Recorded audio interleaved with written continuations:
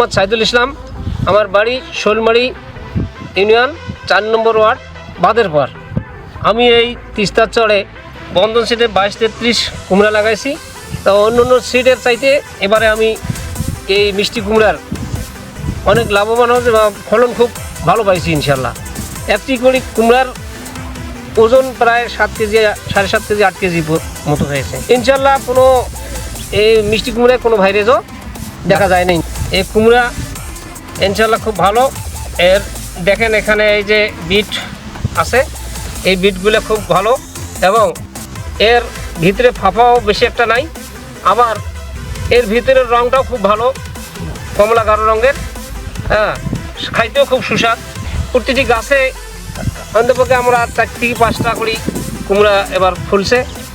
হ্যাঁ, ইনশাল্লাহ ফলনও খুব ভালো।